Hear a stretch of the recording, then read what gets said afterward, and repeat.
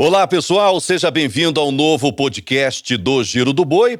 Hoje vamos ajudar o pecuarista a enfrentar com mais leveza, a entre-safra na nossa pecuária. É hora de separar os homens dos meninos. Afinal de contas, Marcalmo nunca fez um bom marinheiro, não é mesmo, pessoal? Quem não for profissional, se planejar e fizer uso das ferramentas de produção de carne, inevitavelmente vai amargar prejuízo. E para nos ajudar a entender como se faz um bom planejamento forrageiro e as vantagens da recria intensiva a pasto e também da TIP, a terminação intensiva a pasto, que muitos chamam de semi-confinamento, eu recebo aqui para um dedo de prosa 2 profissionais, o zootecnista, mestre em ciência animal e um dos fundadores da consultoria gerente de pasto, o Josmar Almeida, e o jovem engenheiro agrônomo e gerente da agropecuária Correia, lá de Castanhal, Mato Grosso, o Micael Monteiro Correia, ele que é a 3ª geração de pecuaristas. Josmar, obrigado por estar com a gente aqui no podcast. E você também, viu, Micael? Muito obrigado, viu? Eu agradeço a oportunidade. Falar de gestão de pastagens é a nossa sina, né? Então, estamos aqui. E ainda tenho o prazer ainda de ter um cliente que já estamos um ano já e com ótimos resultados. Está sendo uma oportunidade ímpar. Muito obrigado pela oportunidade. Cliente já 1 ano apenas. Começou agora, recente, essa parceria, né, Micael? Vai fazer 1 ano e meio, né? Desde que a gente começou a parceria, né? Mais 1 ano mesmo colhendo resultado. E parece que é muito mais, na verdade, né? Pelo resultado que você está obtendo, né? Daqui a pouco vocês vão entender como se dobra o GMD em apenas 1 ano e como você dobra o seu suporte, a sua lotação na fazenda em apenas 1 ano e meio. Mas, Josmar, vamos lá. Quanto tempo já de gerente de pasto, de consultoria? Quantos clientes? Mais quantos ao todo? No Brasil inteiro? No Brasil inteiro, Paraguai também. Paraguai. Tá no Chaco? No Chaco, Terra boa. No Oriente, no Chaco, no Oriental, né? Também, né? A gente tem bastante cliente. Nossa equipe tá também atendendo lá. Hoje a gente somos em 9 pessoas dentro da gerente de pasto, né? Eu mais 2 sócios, que é o Edmar e o Bruno. Ao todo aí de carreira 22 anos já, né? Trabalhando com boa bagagem. Boa bagagem. De tanto consultoria, também passei que é o tema principal hoje de suplementação, passei por empresa de suplementação, onde eu tive uma bagagem também que me deu uma oportunidade grande.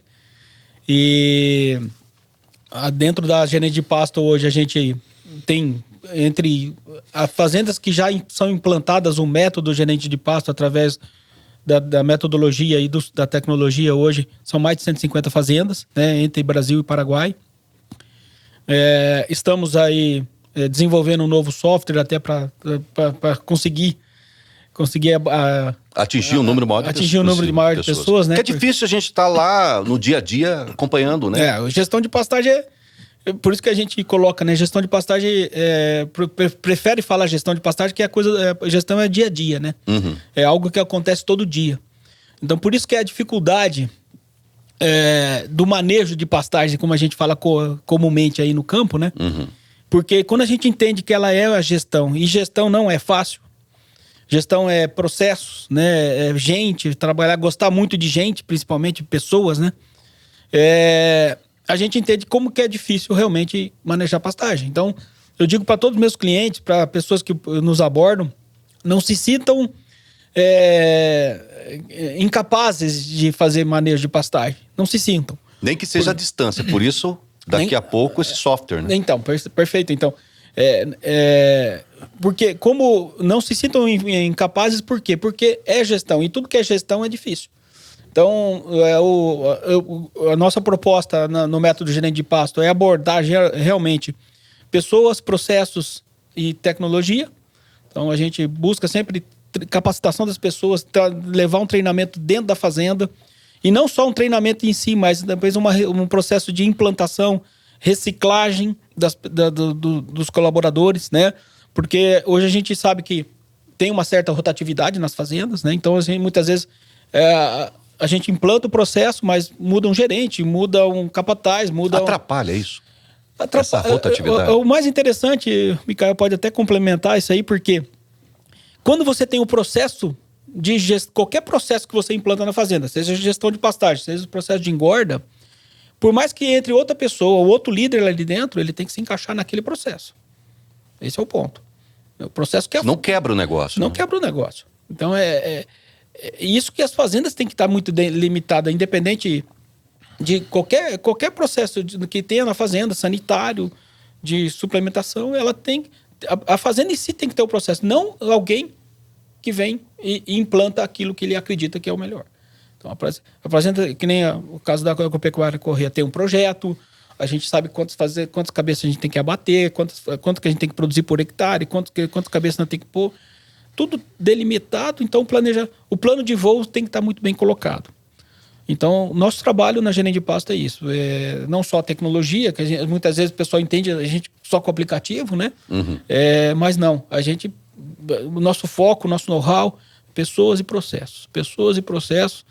E aí a tecnologia vem para maximizar isso, né? Semana passada eu estava com a equipe do Micael, por 2 oportunidades.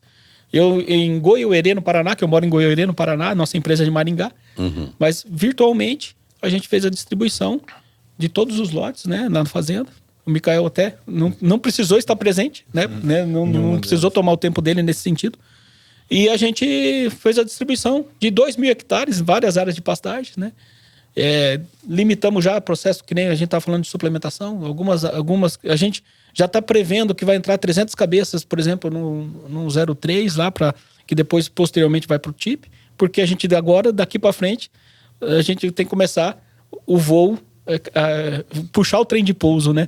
Que agora a gente está em abril, né? Então a gente tem que já pensar na seca, antecipar a seca. Não chegar na seca e falar, poxa... E agora? Agora, essa é a pior seca. A gente sempre escuta, né? Esse ano foi a pior seca que eu já encontrei. E o cara não se prepara para isso. Né? Vai algo que, chorar o leite derramado? Aí não dá, né, Josmar? Então não dá, né? Então nosso foco na Gerente de Pasto é isso. É pessoas, Perfeito. Processos. E nossa equipe, a gente trabalha para capacitá-los ainda nesse sentido, né? Principalmente das tecnologias e trabalhar com pessoas, gostar de pessoas, né? Maravilha. Bom, a nossa manchete desse podcast é: a seca obriga a separar os homens dos meninos. O Micael, jovem engenheiro agrônomo, formado pela Universidade, acho que do Mato Grosso, Federal, ali de Cuiabá, né?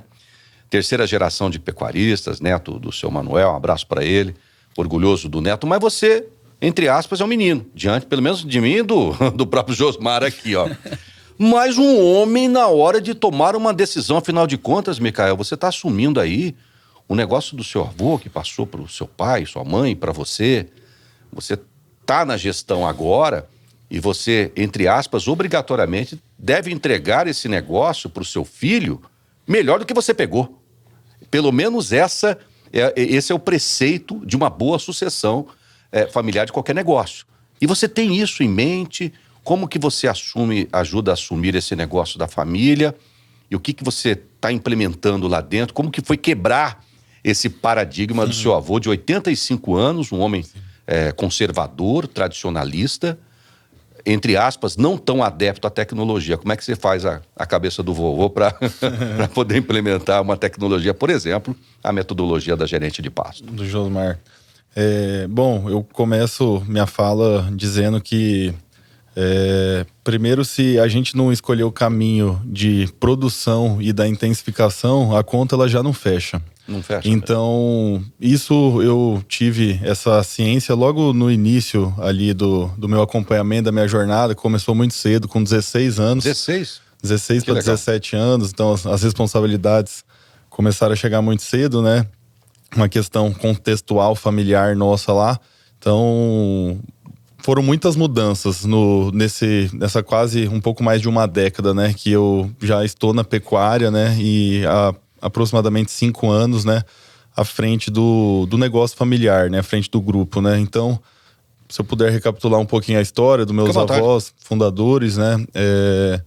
Somos de família cuiabana, legítima, né? E meu avô e minha avó desbravaram o estado da Rondônia e o noroeste do Mato Grosso desde a década de 70 e tiveram carreira em algumas outras atividades, como posto de gasolina, transporte, e a pecuária sempre também no meio do caminho como atividade secundária, mas como uma paixão muito forte dentro da família desde os anos 80 ali aproximadamente, né?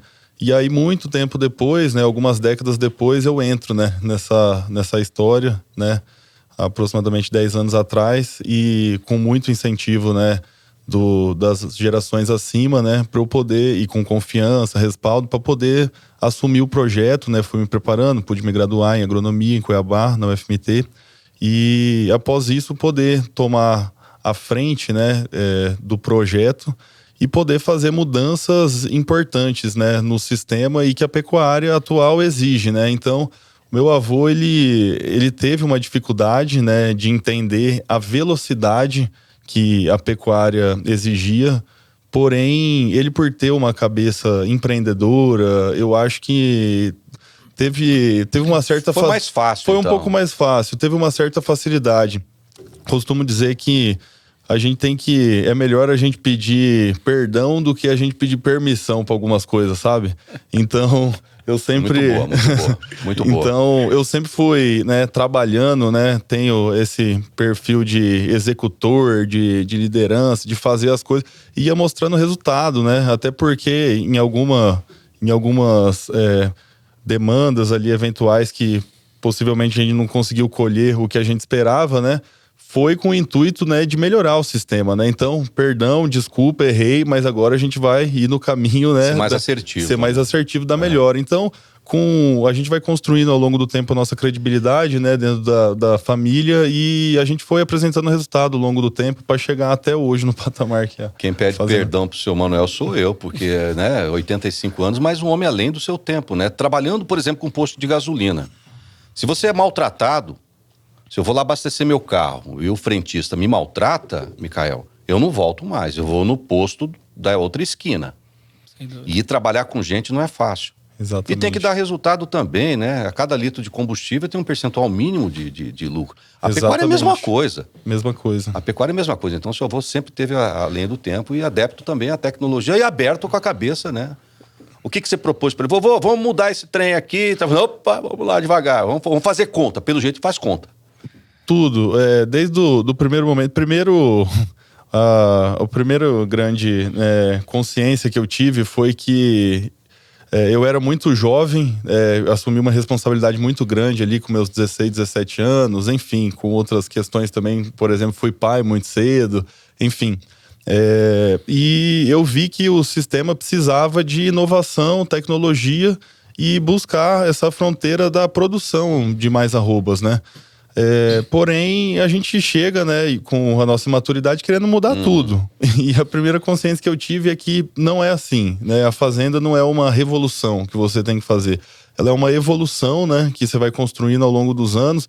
Ninguém muda, apesar de a gente estar falando de alguns números um pouco agressivos, né, aqui com o trabalho do Josmar, que em 1 ano a gente conseguiu dobrar indicadores, né, mas já vinha toda de uma base, inclusive de uma fazenda completamente estruturada. São duas, né? São duas. A Rio Juruena e Água Fria. Isso, a Fazenda Rio Juruena e a Fazenda Água Fria, elas estão localizadas juntamente ali, são integradas. Só, né? Recria e engorda. Recria e engorda de macho. Compra de Bezerro macho. E garrote. Bezerro e garrote, tá, né? A gente passou por uma mudança também no sistema. Não foi a vida inteira esse sistema produtivo, né? Trabalhamos muito tempo com ciclo completo, né? Então, essa mudança, né, que já foi da minha gestão, essa mudança, né, voltada para maior escala, maior volume, giro, né? Tentando, né, trabalhar para não perder as margens, né, produtivas também disso, nem né? Pode. Exatamente. Mas essa mudança já veio um pouco da minha gestão. E meu avô, no meio do caminho, ele foi vendo que a gente deveria também colher os resultados. O que nos fez chegar aqui até hoje não é o que vai nos levar adiante, né? Então ele foi solícito quanto às mudanças, né? Desde que não sejam exageradas. É verdade. O Josmar... evolução. Evolução é boa. Ele foi pai cedo. E hoje nos dias atuais, o touro que não começa a cobrir mais cedo e a fêmea que não começa a emprenhar mais cedo, tá tudo errado. Tá fora. Tá fora do negócio, já não fecha a conta. Vira gancho. Exatamente. Como é que vocês lidam, por exemplo, com essa super precocidade reprodutiva através de um planejamento forrageiro, através de uma recria intensiva a pasto, que é um dos grandes focos dessa proposta, dessa metodologia de trabalho de vocês? Bom, vamos colocar fundamental, né, que aconteça tudo mais cedo hoje, né? Vamos falar assim, né? A novilha tem que emprenhar mais cedo. Mas a velocidade nos obriga a isso. Sim. Daqui a pouco tem 10 bilhões de pessoas precisando botar carne na boca e não vai ter. Sem dúvida. É responsabilidade do Micael isso aí, ó. A gente já vai estar errado já, mas é ele que precisa. E com a ajuda... Claro. Nossa, sua, inclusive. Perfeito. E o que ocorre, né? Vamos dizer, a precocidade faz os animais estarem mais jovens, mais pesados, mais jovens. Por exemplo, a novilha que quer emprenhar com 14 meses de idade, que a gente tem projetos que a gente trabalha assim, ela tem que estar com 12 meses com 280 quilos, 300 quilos. E 300... como é que ela chega lá? Como é que ela chega lá, né? Pasto. Então, pasto, mas além disso também é importante ressaltar que é um trabalho, às vezes, lá na inseminação. Então o pessoal da reprodução, o pessoal do melhoramento genético está muito envolvido com isso. Então não dá para pensar alguma coisa só específica. Aí desmamar, quando ela está ela tá na barriga da mãe, no segundo terço da gestação, ela tem que estar comendo bem. A mãe tem que ter uma vaca do cedo. É verdade. Tem que ter um protocolo sanitário correto, tem que estar... E depois ela vai desmamar com seus 240 quilos lá em abril, pode desmamar em fevereiro ou abril, depois ela tem que entrar num processo de suplementação, por exemplo, uma suplementação com proteico energético, ou muitas vezes tem clientes nossos que levam até para confinamento, fazendo uma recria dentro do confinamento para depois... Sequestro que fala. Sequestro, né? Recria, né? Resgate, que seja. Mas é um processo de confinamento para você priorizar o desempenho dele em torno de 700 gramas, 800 gramas dentro do confinamento, para inseminá-la com 300, 330 quilos, com 12 meses, e já dando um primeiro bezerro com 24 meses, né? Que é o caso da super precoce. Os animais, por exemplo, no sistema de ciclo completo, os animais os machos, como também as fêmeas descarte, eles têm que obrigatoriamente sair da fazenda com entre 20 a 24 meses, porque o irmão dele, que é mais novo, tá desmamando. Então a gente brinca na gerência de pasto que fala assim, que o bezerro empurra o boi gordo da fazenda, né? Porque ele vai desmamar, ele vai entrar no pasto do boi gordo. Então é uma outra questão da precocidade que é fundamental. A gente precisa não só pensar do custo do animal ali, claro, a recria mais eficiente, tal, ser abatido com 24 meses, né? Que ele sair da fazenda quando o bezerro está desmamando, mas para o sistema isso é fundamental porque o bezerro entrando no pasto, o bezerro tem 200 quilos, o irmão dele está com 420, 450 entrando no confinamento. Então, em termos de lotação, eu diminuí a lotação com o mesmo número de cabeças. Então, é uma engenharia que tem que ser pensada e tem que entender quais são as magnitudes que a gente tem que trabalhar, os indicadores que a gente tem que trabalhar dentro desse processo para baixar a lotação para o período seco e otimizar também o período das águas.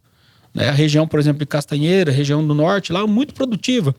Então, se eu trabalho com uma fazenda lá com menos de 2,5 unidades animal por hectare no período das águas, que hoje em uma fazenda de 2.000 hectares são 8.000 cabeças, mais ou menos. Se eu não coloco essa capacidade lá dentro, ela passa. Ela passa do ponto, o pasto passa. Passou, chega na seca, não tem os mesmos resultados. Chega na rebrota da primavera, que seria outubro, novembro, o capim está pastado, já não rebrota. Ele rebrota tardiamente, ele vai rebrotar só em fevereiro, porque aquele pasto ficou seco, esturricado, e a chuva vem, uma chuva de 200, um mês de 200, 400 milímetros, que acontece lá, acaba com o pasto, só fica o palito do capim. Então, é todo um sincronismo que está realmente ligado, por exemplo, com a precocidade dos animais. Eu preciso tirar os animais porque vai entrar a recria, né? Então, esse é o ponto. Hoje em dia, e antes de mais nada, que eu sei que a partir do momento que eu vou melhorar o GMD, vou melhorar o ganho de peso, vou melhorar o acabamento, para dentro da porteira isso é fundamental. Dentro da porteira isso é fundamental. Entender que isso é fundamental para o sistema girar, e isso também lá na frente, lá na gôndola, eu vou ter um animal mais padronizado.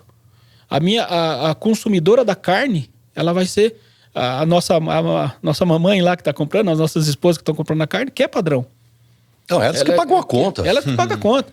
Né? A gente sabe que a suinocultura e a avicultura, você vai comprar um suíno, qualquer corte de suíno e aves hoje, são padrões, são padronizados. Né? Tem até os mascotes, né? Os mascotes de cada empresa ali para estimular o consumo, né? E a carne de boi muitas vezes é vendida no saquinho, né?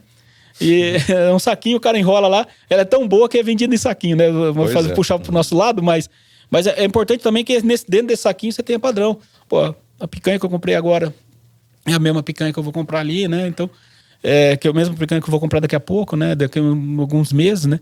Então, isso está dentro da fazenda. A gente faz dentro da fazenda, né? Entendo. Esse é o ponto. A gente, a porteira para dentro, é viável a tecnologia? Tem que ser estudada, tem que ser avaliada, tal. Isso é uma questão profissional, técnica da nossa parte.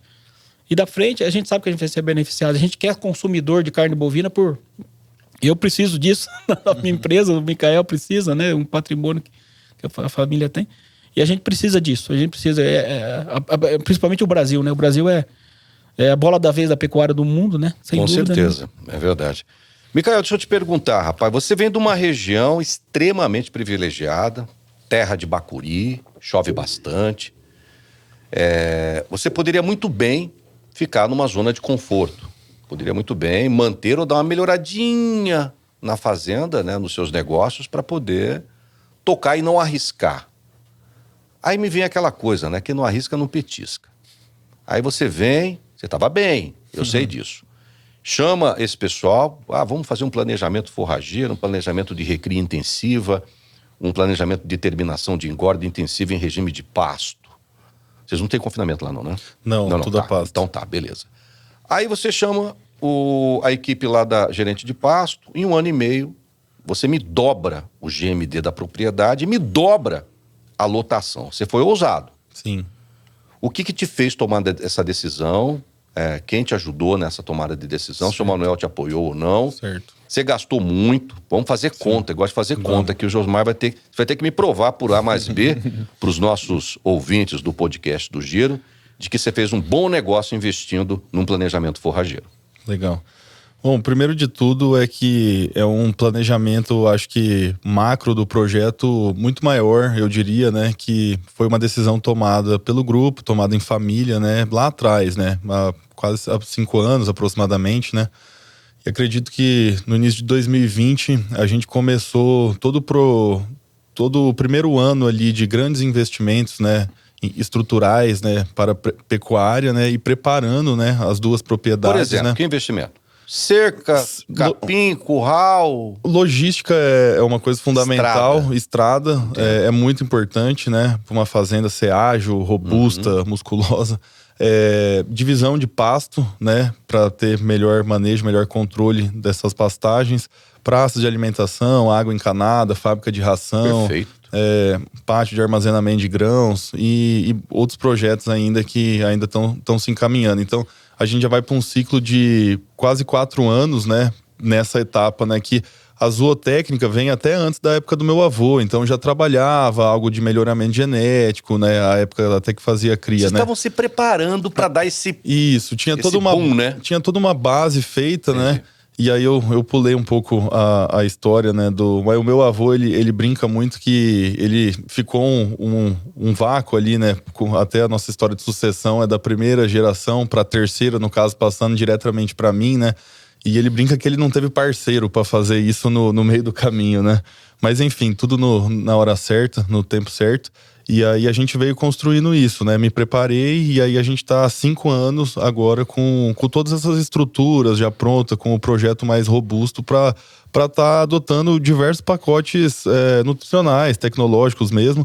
E aí no meio de tudo isso, agora pulando um pouco mais à frente, a fazenda foi se demonstrando cada vez mais produtiva, com potencial de... Vocês nem sabiam disso, não esperavam tudo. A gente tinha uma breve noção, mas... Não tão boa quanto essa. Não tão boa quanto essa. O Josmar pode falar da primeira visita que ele fez lá na fazenda. Eu quero esticar esse assunto aqui. Tem muita gente que não tem essa noção da capacidade que a terra nos dá. Sim. Quem tem amor pela terra e devolve o que ela te dá, vai longe, não vai, Josmar? Vai. Sem dúvida. E como você colocou, a fazenda hoje, a gente, depois de 1 ano implantado e a equipe já afiada, eu caio em descrédito lá muitas vezes, porque eu chego, determino uma lotação de 2 unidades animal por hectare em determinada área de pastagem. Aí chega o Johnny, o Alessandro, fala: Josmar, aqui passou 3 e tá sobrando. Exato. A gente cai do cavalo, né? Pô, Josmar, você falou aqui que ia aguentar tantos dias, tá aguentando mais, né? E é assim mesmo, né? Eu gosto de errar, mas errar nesse sentido, né? Imagina se fosse o inverso, né? realmente super pasteja, bem, né? Então, e é realmente... A fazenda tem mostrado, por exemplo, tem áreas de pastagem lá que tem mostrado lotações de áreas que são adubadas, por exemplo, em determinadas regiões, áreas que receberam, por exemplo, 200 kg de nitrogênio, e a gente tem áreas lá com lotações semelhantes a essa, sem adubação ainda. É projeto da fazenda adubar. A gente não adubou até o momento porque tem outras prioridades na fazenda, como, por exemplo, divisão de pastagens, por exemplo, a mecanização de solos para depois fazer uma aplicação correta de fertilizantes, né? Então, está em processo ainda, né? Mas a fazenda tem demonstrado que, às vezes, o Micael, para nós, é um cliente que, muitas vezes, a gente tem que mais segurar, sabe? Porque ele já quer chegar muito lá na frente, né? Sim. E a gente quer segurar ele, por quê? Porque tem outras prioridades com relação a as estruturas, né, que tem que acontecer, que, né, por exemplo, a divisão, a água encanada já está acontecendo, né? E então esse é um ponto, né? A questão de, por exemplo, de herbicidas tem muito bem trabalhado. Eles devem ter problema, planta daninha, deve ser aquela região. Ali a transição do Cerrado para a Amazônia. Amazônia. Né? Ali deve vir uns trem de planta daninha absurdo, não? O principal é até uma praga das pastagens, né? Hoje que a gente sobe bastante, que é o capim navalhão, né? Na nossa região. Chega a dar um arrepio. O cara que tá me ouvindo agora, você que tá me ouvindo agora, a gente pecuarista... perdeu fazenda, né? Tem pecuarista que tá nos assistindo agora que chega a dar um arrepio nele. Vai até parar a caminhonete pra tomar um café agora. Pra ele respirar melhor, porque o navalhão, capeta, tem umas variedades que... A morte súbita, né? A morte súbita do marandu. Foi um assunto que a você teve problema com o marandu também. Lá Tivemos. Você tá jogando umas outras variedades, né? Foi há 10 anos atrás, aproximadamente, que uns 12, 13 anos atrás, começou, né, os pecuaristas tradicionais começaram a fazer investimentos em reformas de pastagem e fazer troca de cultivares. Ainda não tinha o diagnóstico, né, do que era a morte súbita, né? Enfim. E a gente conseguiu ir no meio do caminho, né, fazendo essas trocas, né, de pastagem mais degradadas para novas cultivares. Então, hoje a gente tem módulos lá só de pânico que roda na fazenda, e de outras espécies de braquiária também, como charaés, como piatã, paiaguás, né? E majoritariamente, quase que 90%, quase 100% era tudo o brisantão, o marandu. Quantos tipos de hoje você tem lá entre braquiária e pânico na fazenda? Mais ou menos. É uma diversidade razoável. 70% braquiárias e 30% pânicos, né? É algo que a gente até procura trabalhar, né? Ter 80%, 20%, 80%. Uma mais resistente a uma chuvarada, outra mais resistente a um veranico. Isso, categoria também. Equilibra, né?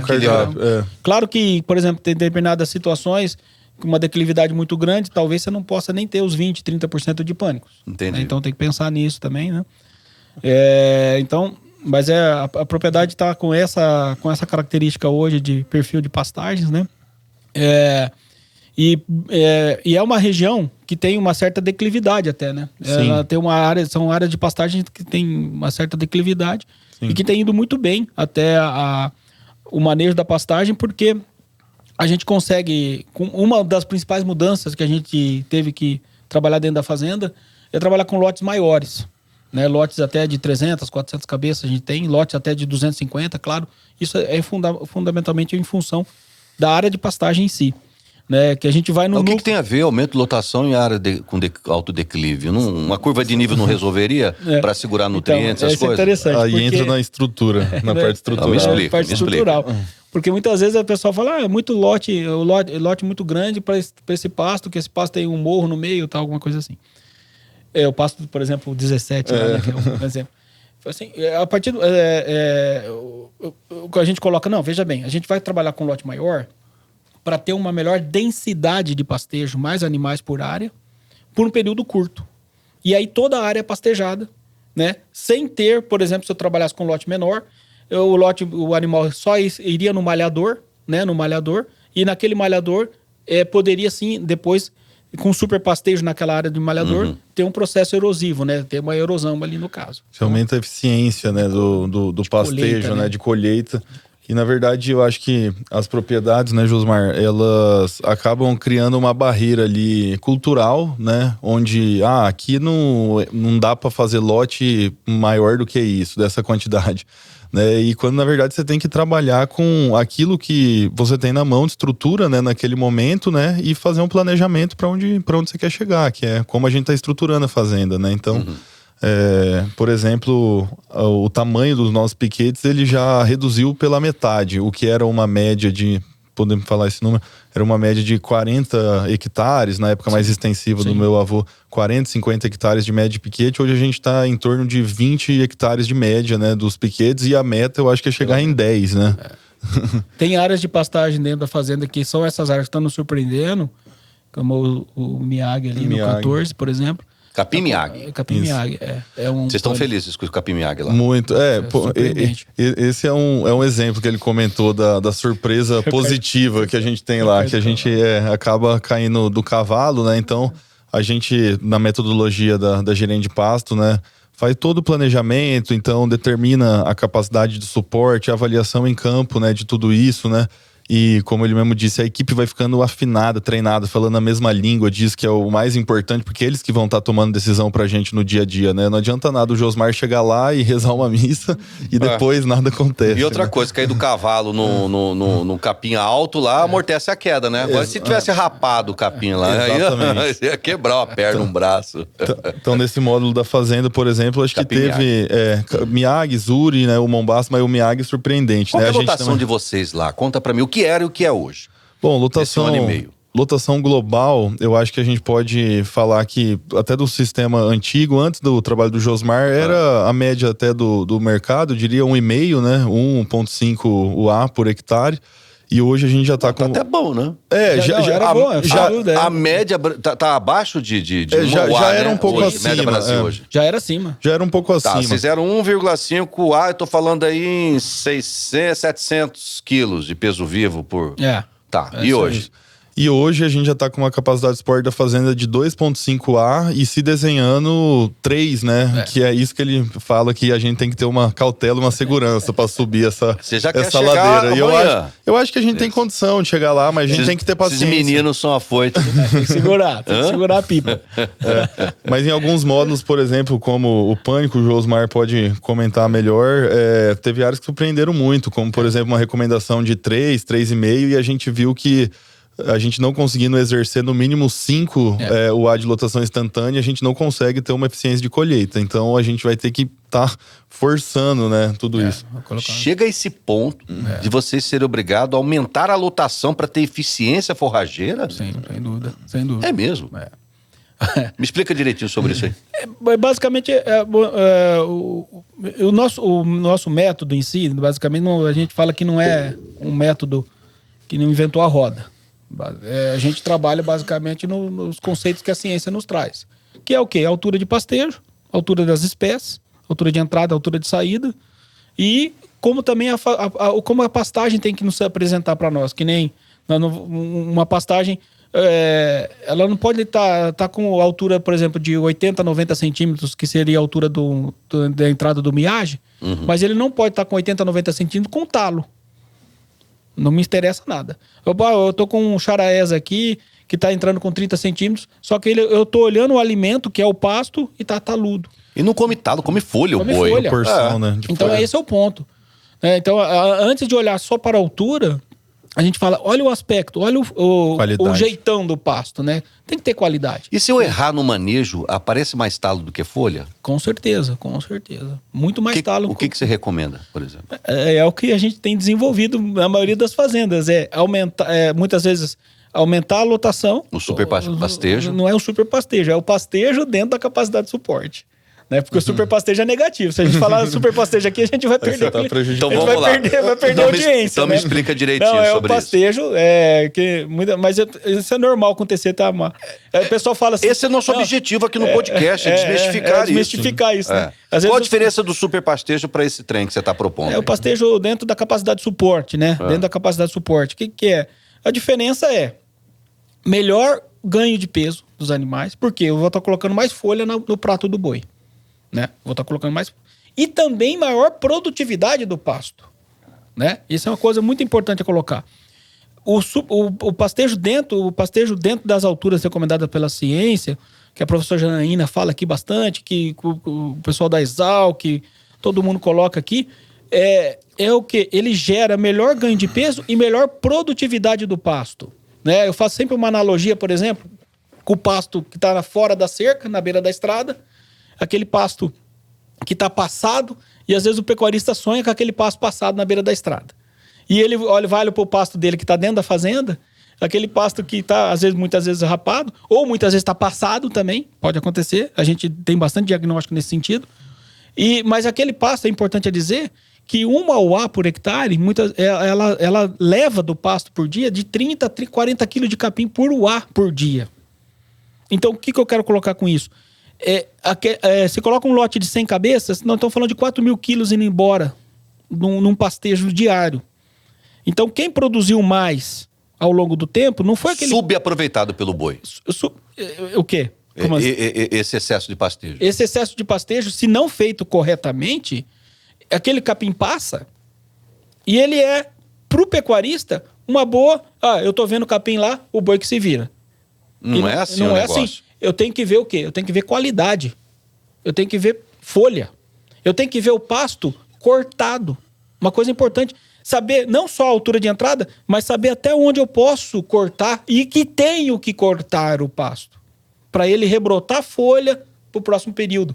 Então a gente diz que o pasto ele produz que nem uma vaca leiteira. Se você não ordenhar a vaca leiteira hoje, amanhã ela vai produzir menos. O pasto bem manejado, você corta o capim na altura certa, ele significa o quê? Que ele vai rebrotar melhor para o período, para o próximo ciclo de pastejo, para o próximo pastejo dele. Então isso tem ferramentas, tem números que nos conduzem isso. Por exemplo, a capacidade de suporte, que é qual que é a capacidade que o animal, que aquela área de pastagem tem, qual que é a lotação instantânea que eu vou operar naquela área de pastagem. E é por isso que a gente trabalha bastante e desenvolve essa questão da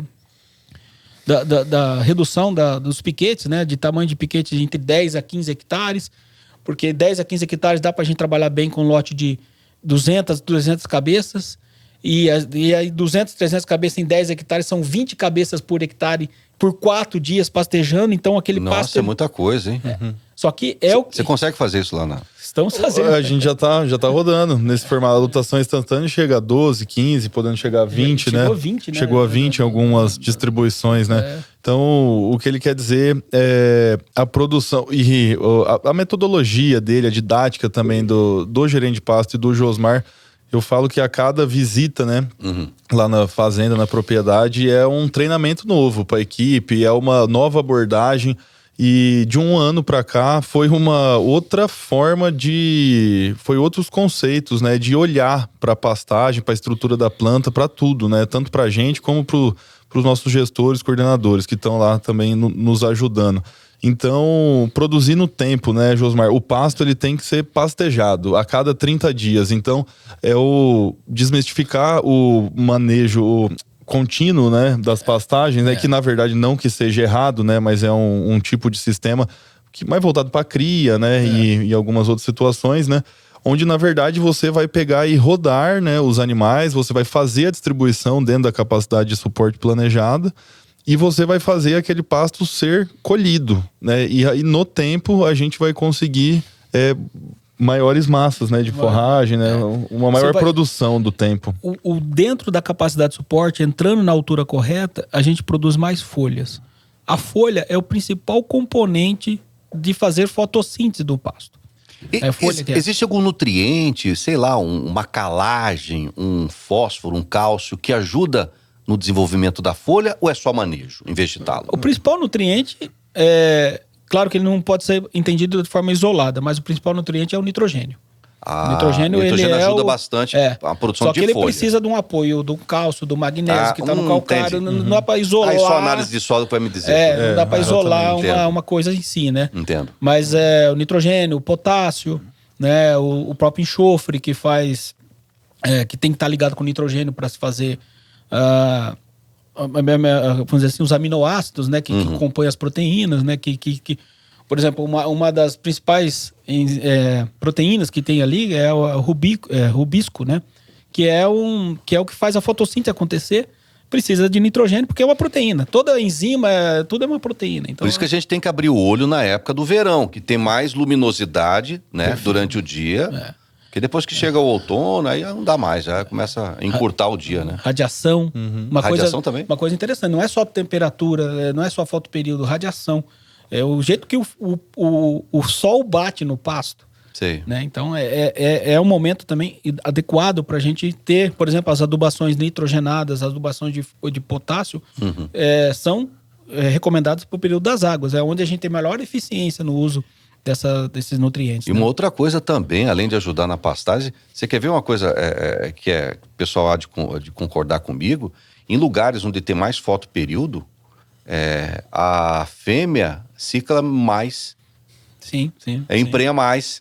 Né? Que coisa, né? A natureza, né? Então, temos entender a natureza temos tudo, né? que louvar ao sol aí, ao nosso astro maior, né? E aí, vai me contando também, aí, quando você me apresenta, como é que foi apresentar o primeiro relatório aí, pós a gerente de pasto te ajudar nessa metodologia, mostrar para a família, porque você tem que prestar conta pro povo lá, senão eles te tiram da gestão lá. Ah, não tá apresentando bem, vai cuidar de posto de gasolina, então vai cuidar de supermercado, outro trem da família lá. É verdade. Aí você foi mostrando a pessoa, opa, esse é o caminho. Sim. Primeiro, as grandes surpresas apareceram da porteira para dentro mesmo, né, com a equipe ali no escritório, né, então todo mundo começou a se surpreender positivamente e isso foi importante, né, a equipe ter comprado o projeto, a metodologia, ter se engajado em tudo isso. Né? E num segundo momento, né, ainda é um trabalho recente, né, mas a gente foi mostrando, né, para a família, né, para onde que a gente está caminhando. Você já passou, por exemplo, a primeira entre-safra? Depois da parceria? Já passou. Como é que foi? Foi melhor que a anterior, que não tinha parceria? Não, foi sem dúvida com planejamento que antes não existia, Mauro. Então, eu posso falar que hoje, na verdade, a gente sente que a gente tem as pastagens nas nossas mãos. Então, gostei dessa frase, hein? A gente tem Foi treinado. Gostei dessa frase. Hoje eu tenho os pastos nas minhas mãos. A gente é um sistema, né? O Josmar pode falar, ele ensina muito sobre isso. É um sistema muito dinâmico, muito complexo, com muitas variáveis. A gente está em contato direto, né, com a natureza, com a cerca, com árvores ali, com áreas de APP. Então, são uma série de variáveis, né? Solo, categorias, animais, o protocolo que você vai... Então, para a gente poder ter, eu já tinha feito várias iniciativas dentro do projeto para implantar algum sistema que atendesse toda essa gestão, esse controle de indicadores e dados, e a gente estava literalmente fazendo uma parte aqui. Eu vou falar que a gente tava apanhando igual o Bambam, posso falar? Com pasto, até chegar o Josmar. Da luta com o Popola. Exato, a gente tava apanhando, sabe? Porque difícil de controlar pasto, difícil de controlar dados, indicadores, né? E o trabalho que o Josmar, a metodologia que ele apresenta, logo num primeiro momento foi aceita, era o que o projeto precisava, e a gente conseguiu ir construindo mês a mês, já fazendo a construção desse resultado. Então, parece que já tem muito tempo a mais que tá lá no sistema, né? Mas agora fica muito fácil, que tem todo um histórico para trás do que aconteceu, e a gente consegue dar previsibilidade, mostrar para onde a gente vai caminhar. E aí agora o outro lado, que é prestação de conta para a família, né, no meio de tudo isso, né, a família às vezes não quer muito rodar, né, os passos com a gente, né, às vezes não, só eu que hoje estou na gestão, né, algumas outras pessoas me ajudam, como minha irmã, minha esposa tá também, né, mas a família quer ver o que tá acontecendo no projeto, tá crescendo, tá estagnado ou tá andando para trás, e na verdade a gente tem um desafio muito grande, que é desse aumento de lotação, né, e onde o projeto não tem o que fazer, vai ter que crescer, né, para pegar e continuar diluindo o custo e produzindo, né. Não. E no meio disso, podemos até comentar que eu acho que não vai demorar, o Josmar fala muito isso para mim, que o próximo passo é a ILP, né, Josmar, é a integração lavoura-pecuária que já tá entrando na região, e a gente vai ter que tomar esse caminho também. Como é que você nocauteia, já que a gente tá falando da briga do Popó com o Bambam lá, um pecuarista que ainda tem dúvidas sobre o seu planejamento forrageiro e o futuro rentável do seu negócio, Josmar? Apresentando números. Diagnóstica e números. Mauro, o que ocorre muitas vezes, eu digo assim, o Brasil, me parece que ele foi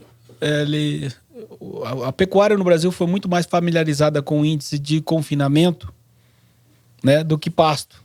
Não estou dizendo que isso foi negativo, né? Foi um trabalho muito bem feito pelo pessoal do confinamento, o pessoal, por exemplo, da própria APTA lá, né? Mas o confinamento, você há de convir comigo, que não é coisa para... ele não aguenta desaforo, não aguenta desaforo. Não dá para brincar, né? Não dá para brincar com ele. Daria, entre aspas, que não pode brincar também com uma terminação a pasto ou uma extensiva, vamos dizer assim, propriamente dita, né? Mas fazendo uma analogia com o pasto, com gestão de pastagens, muitas vezes eles não sabem as magnitudes de gestão de pastagens, né? Por exemplo, eu tenho uma fazenda de 2 UA por hectare. Você tem? Tem. Então, é média ano ou no verão é 2 UA por hectare? A primeira pergunta que eu faço. Por quê?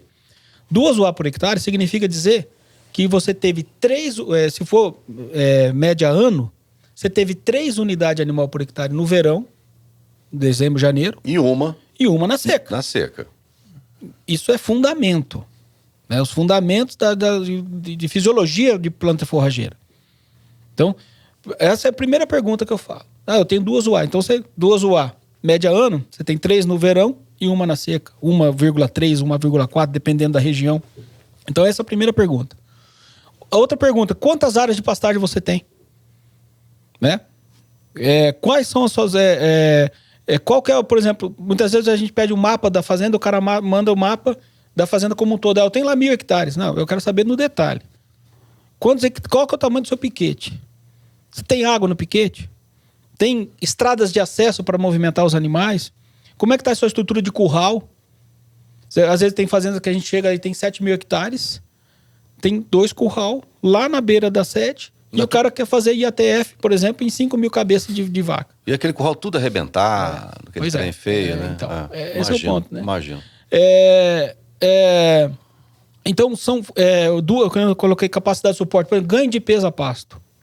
Ganho de peso a pasto, a ciência nos traz hoje uma média ano, uma média dentro da Embrapa, em braquiárias, de 500 gramas média dia ano. Média dia ano. Significa o quê? Que nas águas ganhou 600, 650 gramas, na seca ganhou 200, 300, 6 meses de água, 6 meses de seca, você chega a 500 gramas. Você vai num cultivares de pânico, média de 600 gramas, ganha mais. Nas águas ganha mais, na seca até ganha um pouco menos, mas na média 600 gramas. E isso, às vezes você encontra até colegas de profissão falando que média ano ganhou 1 quilo. Então, isso tudo desvirtua um pouco o conhecimento sobre gestão de pastagem que a gente tem a campo. O pessoal cria expectativas que não são reais, né? Então, essa é uma lacuna que a gente precisa melhorar em gestão de pastagem no Brasil, que é entender os fundamentos, né? Fundamentos que fazem, às vezes, você montar projetos de pecuária que não dão certo. E aí, sepulta uma tecnologia, mata uma tecnologia. Quantas vezes a gente já chegou? O cara lá adubou, quebrou. O cara contratou uma consultoria de pastagem lá de determinada pessoa, quebrou, né? Por quê? Porque muitas vezes criou expectativas que não eram expectativas que se concretizaram. E ele não concretizou, quer dizer que deu prejuízo. Então, esse é o principal ponto. É um desafio que a gente tem não só da minha consultoria, da consultoria Gênero de Pasto, né? Da nossa consultoria, mas de todos, cercar, fornecer ao mercado quais são as reais métricas, né? Como fazendo analogia com o confinamento, hoje em dia está muito bem detalhado, né, essa questão, né? Você divergiu alguma orientação do pessoal da Gerente de Pasto? Eu não sei. Como é que foi? Ou você... O que você pode explicar pra gente sobre isso lá? Né? Não, Porque eu acho bacana esses debates. Tem que debater, sim, eu acho isso, eu acho aquilo. Claro. Hã? Eu posso falar que eu acho que existe quase que uma briga de ideias, né, aí no mercado, né, que é da turma técnica de pastagem com a turma da nutrição, né?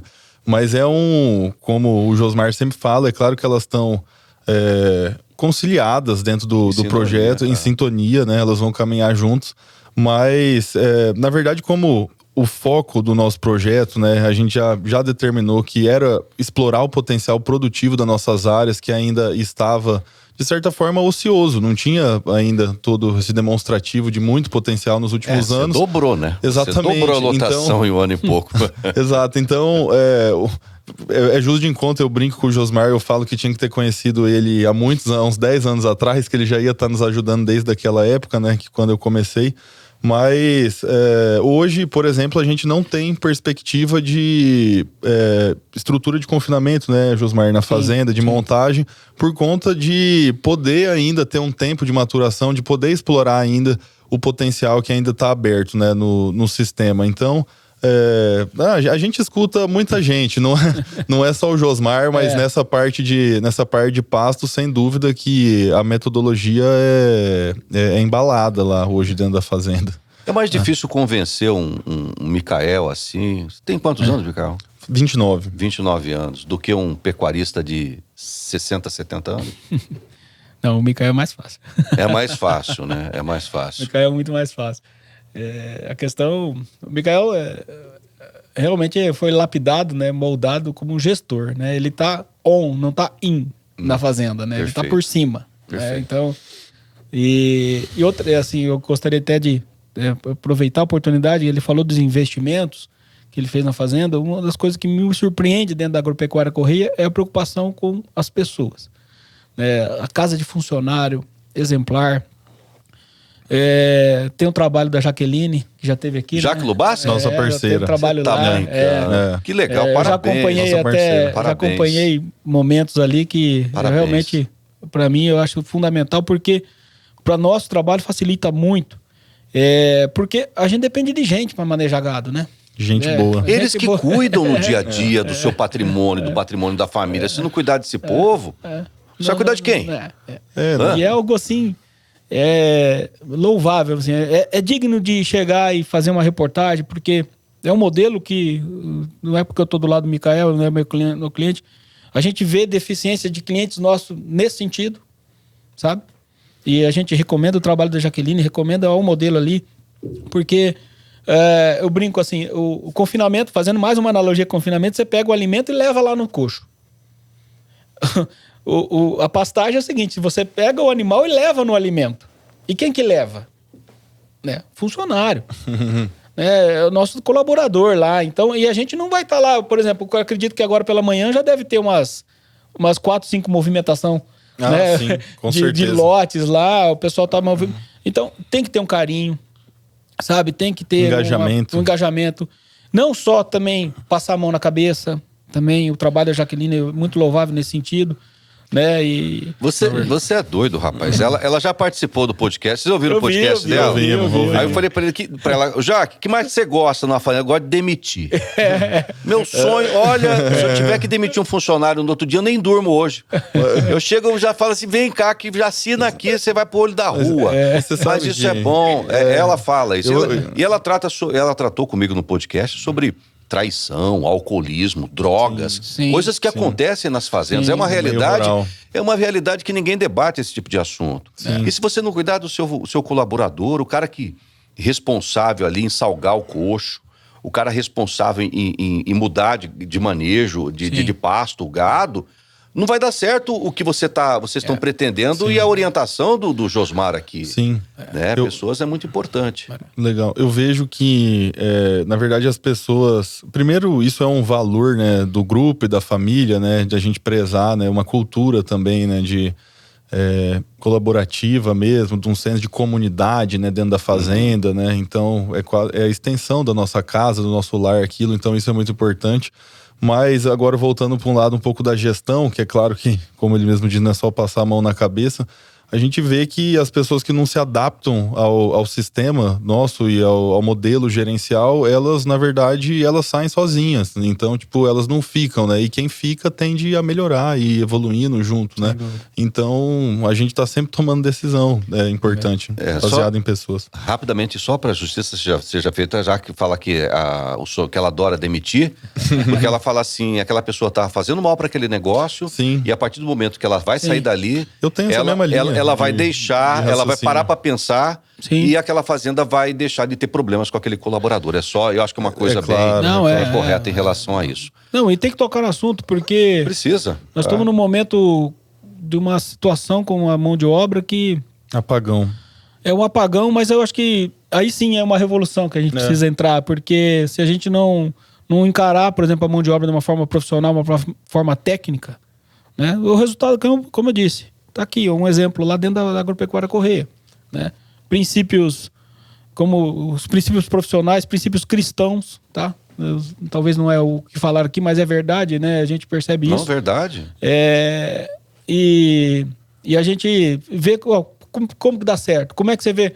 Você percebe como consultor, você vai numa fazenda, vai numa outra, você vê a proximidade, o engajamento, né? A filosofia, o ambiente de trabalho, sabe?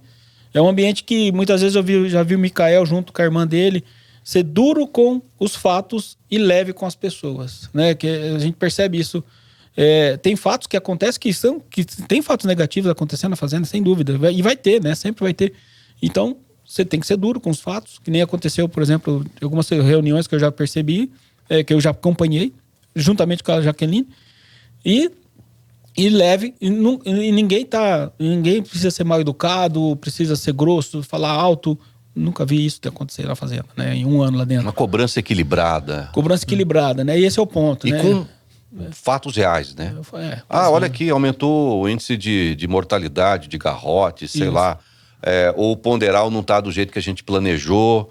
Onde é que a gente pode melhorar isso aqui? Você está salgando, está dando trato no horário, na quantidade desejada, essas coisas todas. Está batendo direito ali na fábrica. Aí envolve muito a parte de processos, né? Que não são só pessoas, mas gerenciamento de rotina. Mas pessoas tocam os processos. Pessoas tocam os processos, né? Mas a parte que às vezes também fica muito romântico a gente falar só das pessoas, né? E a gente esquece que a fazenda, ela tem que continuar, né? Independente da pessoa tá ali ou não, né? Então, ter os processos muito bem estabelecidos, né? Com gestão à vista, enfim, eu acho que... A fazenda, a Agropecuária Correia não tem herói. Não tem time. Esse é um fato. Equipe, né? Não tem herói. Engajada, né? Não tem time. Ela tem time. E assim, quem entrar, o que sair. E o foco é o quê? O foco é o quê? É 20 arroba por hectare. Essa é a primeira conversa que eu tive com o Micael. 20 arrobas por hectare. Vocês vão buscar isso? Estamos buscando isso. Nas águas, né? Não. Na média ano. 20 arroba por hectare. Água seca? É a safra. Tá bom. Para isso a gente precisa... Quando? Quando que você quer chegar esse projeto? Na safra agora, 23, 24. Agora? Fechando em junho. Vai ser maior agora. pouco, eu acho. Vai ser maior, né? Vai ser maior.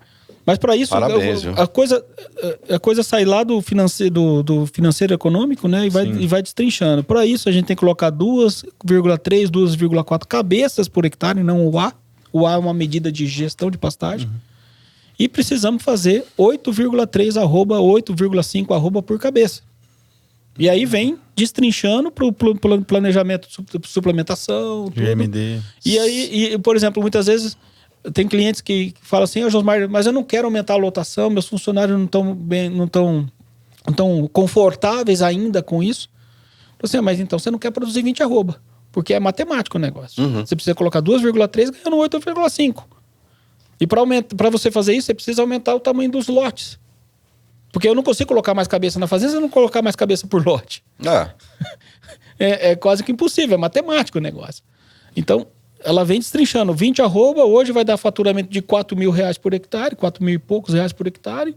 E nós temos que também gastar 100, 90. Não, então se você pegar o Shaker, fala, Shaker, tem uma fazenda aqui que está ganhando 4 mil conto por hectare. Fala, meu Deus. Isso é faturamento. Faturando, né? Não, Mas resultado acho que vai dar 1.900, né? Vai, projeção é faturando. Mas mesmo assim. Então, acima da média. Porque você produz uma arroba barata lá, né? Sim. A sua arroba é barata. Porque você investe em pasto, é isso que eu tô querendo dizer. Diferente do coxo. Sim, exatamente. Sim. Você vai ficar aí, o milho chegou a R$100 e tantos, baixou para não sei o quê, mas você vai ficar à mercê de mercado? Ninguém pode ficar à mercê de mercado, não, ué. Terminação os últimos 90 dias, né, Mauro? A gente fala que é quase que cumprir tabela só, né? Então, você tem que construir a sua margem ali no ciclo da recria, com certeza, né? Por isso que esse é o nosso objetivo aqui, né? Desse bate-papo. O investimento numa parte, acho que mais sensível. Qual que é a parte mais sensível do pecuarista, além do bolso dele? É a recria, gente. E Sim, outra coisa, onde tá a margem, o resultado. Invista em proteína na recria para você não fazer besteira, gastar desnecessariamente no milho, numa energia, e fazer com que muitos pecuaristas perto de você, por exemplo, lá no Vale do Guaporé, os caras lá abatendo animais de meio sangue, até falo que é Nelore com charola, de 15 meses, com uma gordura, acho que de 18 centímetros. Nossa. É o que eu tô falando. Eu tô batido muito nessa tecla. Agora, você vai comer gordura ou vai comer músculo, carne? Sim. Tem que ter O cara gastou muito dinheiro e errou na parte da terminação do gado dele. Sim. Aí todo mundo perdeu o pecuarista, perdeu o frigorífico, perdeu o consumidor que ficou longe daquela... Um sistema mal desenhado. mal desenhado, exatamente. E a recria todo mundo foi unânime isso aí, ó. Onde é que tá o erro? Da recria. Proteína lá e energia equilibrada cá. Você vai gastar pouco e vai entregar a carne que o mercado quer. É isso. Mauro, só fazer uma argumentação, voltando um pouco naquela pergunta anterior de argumentação com relação ao pecuarista, a gente sempre coloca que quanto que o pasto te paga, quanto que uma recria, vamos fazer uma analogia com recria engorda, paga por mês pro pecuarista. É porque muitas vezes ele só percebe o dinheiro vindo quando ele está lá na fase de acabamento, como é o caso do Micael, lá numa terminação, que vai ter o faturamento, mas, por exemplo, são 3 meses da vida dele que ele está lá dentro, e de 13, 12 meses, lá no sistema na Agropecuária Correia, 12 a 13 meses de pasto. Tá? Então, cada mês, na média, no caso do sistema, é a gente fazer 650 gramas a pasto. 600. Se o giro lá de um ano, exato. Vai dar um pouco mais, 14, 15 meses, né? Com a terminação. 14, 15 meses, mais ou menos isso, né? Aí, raciocínio termina, então, só uma questão. A média, então, vamos supor, um animal a pasto, no caso lá, recebe suplementação, mas se fosse pasto mais suplementação mineral, a média ano a gente trabalha no nosso cliente, a gente projeta 450 gramas. 450 gramas significa dizer 0,45 ou 0,50 arroba por mês. Se a gente fizer essa conta, é só multiplicar e ver o rendimento. Meia arroba. Meia arroba por mês. Meia arroba por mês, mesmo hoje no arroba de 200, que seja 215, significa R$115 de faturamento mensal. 7 arrobas no final, mais ou menos, né? O quê? 7 a 8 arrobas, mais ou menos. No final do ciclo de recria. Exato. No final do ciclo. Então, quer dizer o quê? O faturamento que o animal tem a pasto... E quanto que você gasta com pasto? A pergunta. Quanto que se gasta? Né? Eu tenho um benchmark do Shaker, né? Que mostra muito bem isso aí, da Integra, né? Menos que... pessoal, a gente trabalha para conseguir gastar R$30, R$40 por cabeça mês a pasto. E fatura... Então é quase 3-1, 2-1. E não que a suplementação no final é fundamental, que nem eu coloquei a gente colocou no nosso momento agora no Giro do Boi. A gente precisa ter a suplementação no final porque cai a lotação em UA por hectare no período da seca, e a gente precisa estar calçado dessa suplementação para suportar o que a gente fez nas águas. Ele fez 3 a 4 arroba na terminação, mas dentre as 12 arroba que o animal precisa entrar e até 12 a 13 arroba que ele precisa ganhar, 7 a 8 arrobas foi feita a pasto.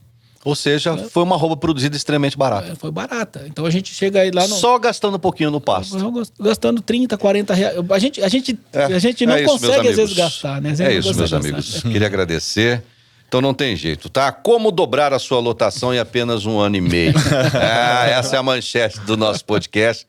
Queria agradecer Josmar Almeida, o sócio fundador da Gerente de Pasto Consultoria, empresa fantástica aí que já está há pouco mais de 2 décadas no mercado, ajudando a levar muita rentabilidade para a fazendeirada. Obrigado por esse bate-papo, meu irmão. Eu que agradeço. Eu que agradeço. De coração. Oportunidade. Gerentedepasto.com.br tem bastante informações, né? E o Instagram também, @gerente. E em breve, quando que vocês vão lançar esse app de vocês, esse aplicativo?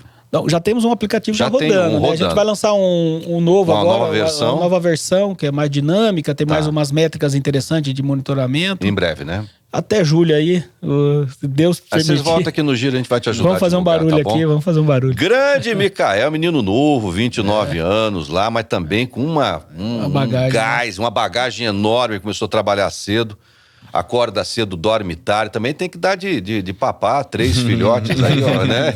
E deixar esse legado que você está começando a construir como terceira geração de produtores rurais para eles tocarem aí, alimentarem as próximas gerações. Parabéns pela sua juventude, mas por essa cabeça bacana sua de investir e acreditar de que no pasto é mais barato, como diz a professora Janaína Martuscello, né?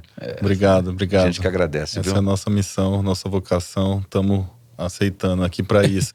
Obrigado, Mauro, pelo convite, parabéns aí pelo trabalho. A gente que agradece. Parabéns vocês todos, viu? Apareçam sempre aqui no Giro, tá bom? À disposição. Pois é, pessoal, foi mais um episódio aí do podcast do Giro do Boi. Te espero numa próxima oportunidade, tá bom? Até lá. Tchau, tchau.